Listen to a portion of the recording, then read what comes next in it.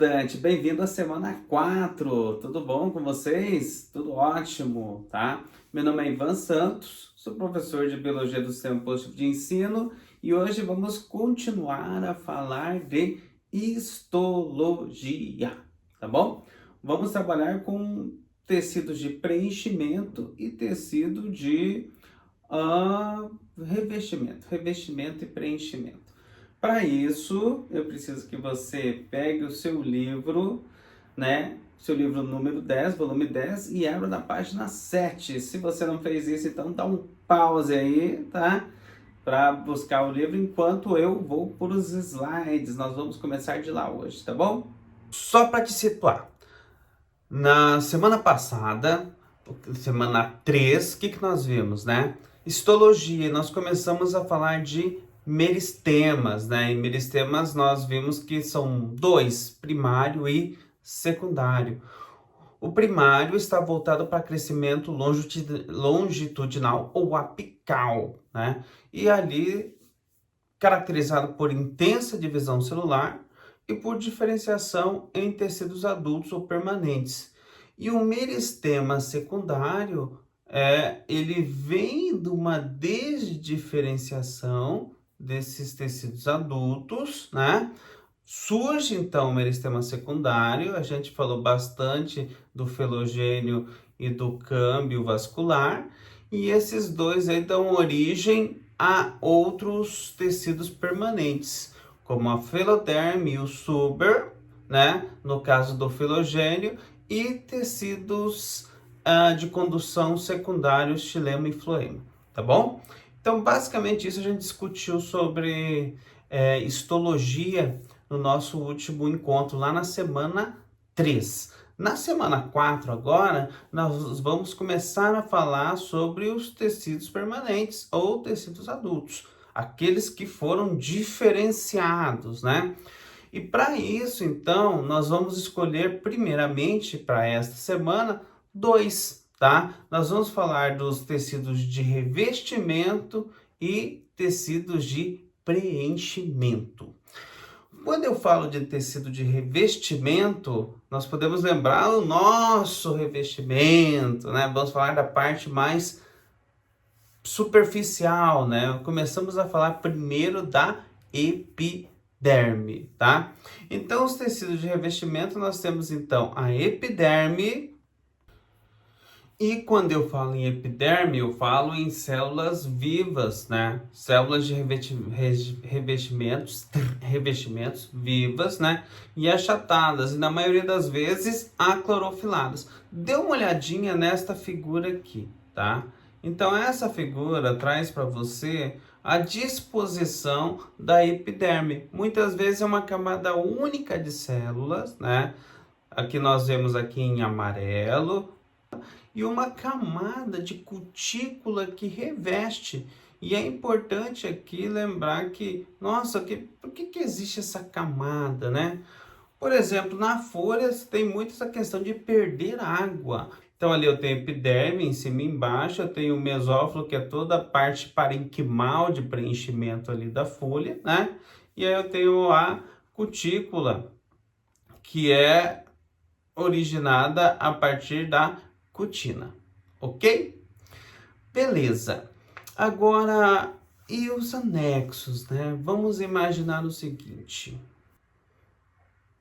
Então, quanto aos anexos, nós temos alguns aí nessa figura mesmo, aqui nesse slide, né? Por exemplo, nós temos aqui os tricomas, né? Que eu deixei aqui, as papilas e os açúleos, né?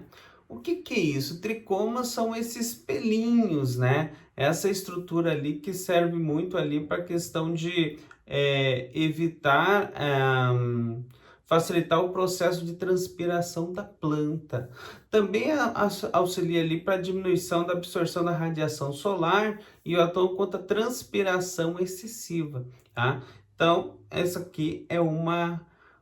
Nessa figurinha aqui, nós vemos esses pelinhos aqui, né, importantes, que são as tricomas. Os açúleos lembra muito os espinhos, né? Ou seja, pontiagudos. está relacionado ali a questões como defesa, tá bom? Mas é importante que ele não deve ser confundido com espinhos. Espinhos, gente, são folhas adaptadas, né? Muito para evitar a perda de água, tá? Açúleos não, tá bom? Embora ele machuque você igualmente, tá? Mas açúleos são ali variações, né? Anexos ali da epiderme, tá? E outra característica importante é que os açúleos eles não têm o quê? Vasos condutores, perfeito? Não tem vasos condutores, nem xilema e nem floema, que a gente vai estudar na semana 6, tá bom? Papilas são saliências cônicas que dão aspectos aveludados às pétalas, ok? Mas ela também é importante lá quando atua no estigma, porque ela faz aderência ali juntamente com grãos de pólen, o que auxilia muito no processo de polinização. E toda vez que você tem algo que otimize isso, ele se torna muito importante, né? Porque vamos imaginar, a polinização ela é feita por animais, é feita por agentes abióticos como o vento, e não é um processo assim tão fácil, né? Então você tem que ter muitos grãos de pólen para fazer a fecundação. Dessa maneira, se você tem aí uma estrutura que faça a aderência desses grãos de pólen, perfeito, tá bom? Bom, e nesse slide aqui nós temos então a presença dos estômatos, né? Olha só que estrutura interessante. Estômato, gente, apareceu nas folhas de pteridófitas, aí aparece também nas de gimnospermas e na de angiospermas, perfeito? Tá? E qual que é a função dos estômatos? Olha, ele atua no processo de troca de gases, né? Principalmente durante a respiração e a fotossíntese, responsável por 90% da troca gasosa. É de fundamental importância para a questão da planta, né? Na transpiração, para não perder muita água. Então, ele está ali, trabalha num equilíbrio. Olha só essa estrutura, né? Então ele tem aqui duas portinhas, né, que são as células guardas, né, que nós vamos comentar mais para frente, e o ostíolo, que é essa abertura aqui central.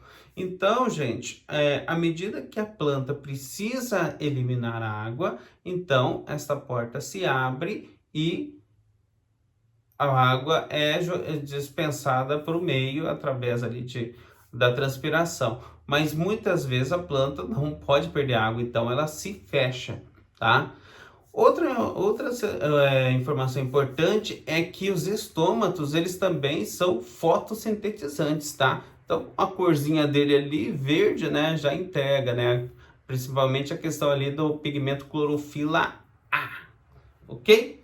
Clorofila A, clorofila B, tá? Outros pigmentos fotossintetizantes ali, tá bom? Então, fechamos aí essa parte aí da epiderme. Agora vamos falar um pouco do suber.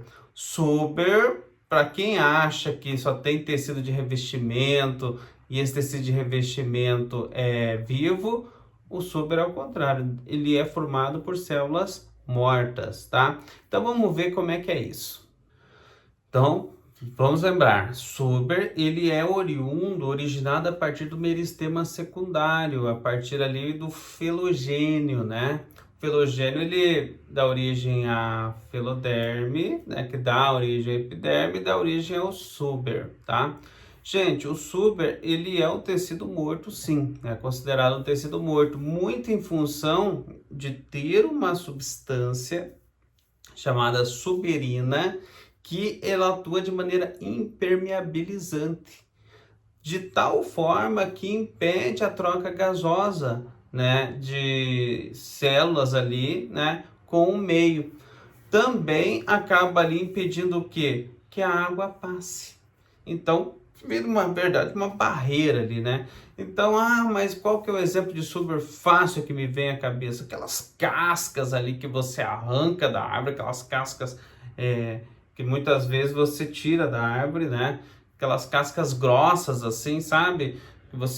Ela em algumas peças são facilmente destacáveis ali é um exemplo perfeito de Suber, tá bom? E o Suber, gente, ele também apresenta algumas adaptações, algumas estruturas ali, né? Como, por exemplo, as lenticelas, né? Conforme você vê aí na sua figura aí, tá? O que a lenticela traz, né? São pontos de rachaduras ali que permitem um intercâmbio, né? Ou seja, aquela parede ali que não permite a troca com o ambiente, com as lenticelas vai poder ser realizado isso, tá? Inclusive ali, questão de passagem de gases respiratórios e a transpiração. Uma outra adaptação, né, que também está aqui no seu slide, exatamente aqui, tá? É as ritidomas, né? Que aí você vê que são estruturas que são facilmente destacáveis da árvore, né? Por quê, né? Porque se desprende do suber, não é mesmo? Então, são aquelas cascas que estão sempre caindo ali muito fácil, tá bom? Então, basicamente, gente, esse é o tecido de revestimento, tá? Agora nós vamos falar um pouco sobre o tecido de preenchimento, tá? E por que que ele é importante. Então, revestimento está relacionado à proteção, tá? Você vai revestir a planta com a epiderme, com o suber, vai fazer ali a proteção, vão ter aquelas estruturas todas que nós já comentamos. No revestimento muda um pouquinho, tá? Então vamos lá. Primeiro, são formados por células vivas, tá? Tecidos vivos. São chamados tecido parênquimas, os parênquimas. Se você já ouviu alguma vez esse nome, é disso que nós estamos falando agora, tecidos de preenchimento, tá? Não tem paredes grossas e apresentam capacidade de divisão celular, justamente porque é formado por células vivas. Células vivas, elas se dividem, tá? Obviamente não é igual, a divisão não é igual ao meristemático, que é a divisão é direto. Não, mas ocorre ali a divisão celular, tá? Nós temos algumas diferenças, né, de tecidos de preenchimento. O primeiro é o parênquima clorofiliano.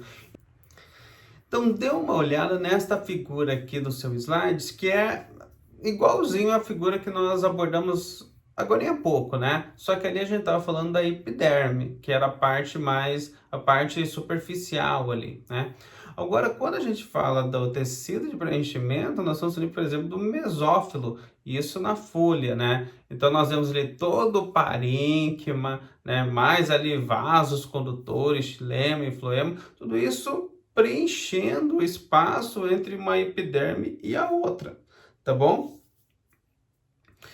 Bom, como que eu posso chamar isso, tá? Então, parênquima palissádico, né, que se localiza junto à epiderme e apresenta folhas unidas. Então, aqui, ó, dê uma olhada aqui, as folhas são bem unidas, essa estrutura, né, o parênquima palissádico. Bom, e aqui abaixo traz ali o lacunoso. Então, se você pode verificar bem, por que ele tem essas lacunas, né? O que são essas lacunas? Lacunas são espaços, gente, tá? Lembra lá do chocolate aerado que você já deu uma mordida alguma vez? Você vai encontrar o quê? Espaços ali, aerado, né? Já tá falando ali também. Então, esse ambiente aerado vai ser importante para passagem de ar, né? Então, o ar ele vai passar com facilidade quando o tecido está junto com células justapostas, todas coladinhas? Não. Precisa de espaços, de lacunas para que ele possa circular, tá? Essa é a diferença entre o palissádico, estruturas rígidas, juntinhas, rígidas não, mas juntinhas, juntas, né? E o lacunoso já mais espaçado, tá bom? Além do parênquima clorofiliano, né, nós temos outros tipos de parênquima, tá? Por exemplo, temos o parênquima de reserva. Reserva por quê? Porque vai guardar uma substância, por exemplo, amido, por exemplo, sais minerais, por exemplo, vitaminas, tá? E aqui nós temos na figura aqui no slide de vocês, né, lá da página 11, né, a presença ali das batatas, né? o que? As batatas, elas são ricas em amidos. Por quê? É o parênquima de reserva ali atuando. Se nós olharmos logo abaixo aqui das batatas, uma micrografia com um aumento 800 vezes, nós vamos ver o quê? Nós vamos ver aqui as células que elas são bastante ricas em amido, tá bom? Um outro importante também para a planta é o parênquima aquífero, tá? E quando eu falo em parênquima aquífero, são aqueles que trabalham no sentido de fazer o quê? De guardar água mesmo, né? De guardar água, de não perder a água para o ambiente. E quando eu falo nisso, a primeira planta que vem à cabeça é o cactus. Por quê? O cactus está no ambiente árido, semiárido, ambiente ali que é a linha entre a vida e a morte de uma planta, é a questão da retenção de água. E aí, por isso, tem algumas adaptações ali que permite reter esta água, tá? Então, o parênquima aquífero ali é extremamente desenvolvido. Vem em função do quê? Dessa retenção de água. E, por fim, chegamos ao parênquima aerífero. O que é isso? São parênquimas que conseguem reter o ar. Então, entre as células aparecem os bolsões de ar ali, uns espaços onde o ar é preenchido. E isso é importante para muitas espécies aquáticas.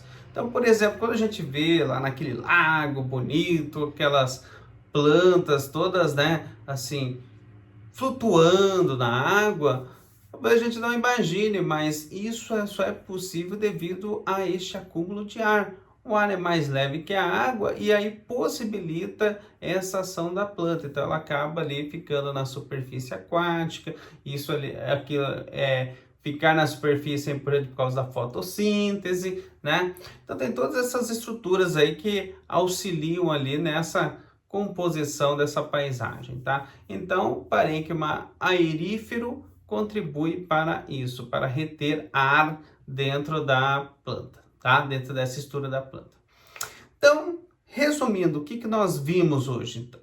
Nós vimos tecidos de preenchimento e revestimento. Revestimento, epiderme, células vivas, tá? Com várias adaptações ali, a súlea, os estômatos, né? Tricomas.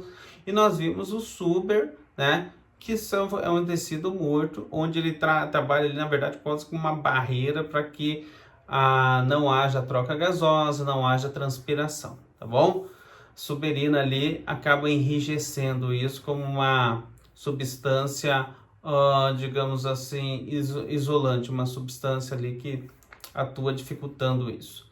E nós vimos também os tecidos de preenchimento, né? Os parênquimas, aí nós vimos 4, né? Clorofiliano, reserva, aquífero e aerífero, beleza? Encerramos por aqui então, tá? Espero que vocês tenham gostado. Muita informação, são muitos nomes a histologia das plantas, assim como a histologia animal, é muito nome. Tem que saber função, tem que saber qual que é a importância, tá? Então, sugestão para que você dê novamente uma lidinha no seu material, né? E tente fazer os exercícios, ok? E na próxima aula, nossa live, né? Nós vamos resolver esses exercícios juntos com vocês, tá bom? Combinado? SP com você, cuide-se contra o coronavírus, tá? Para não ficar doente, o negócio está ficando complicado. SP com você e aguardo vocês na nossa live e também na semana 5, ok? Até mais, tchau, tchau.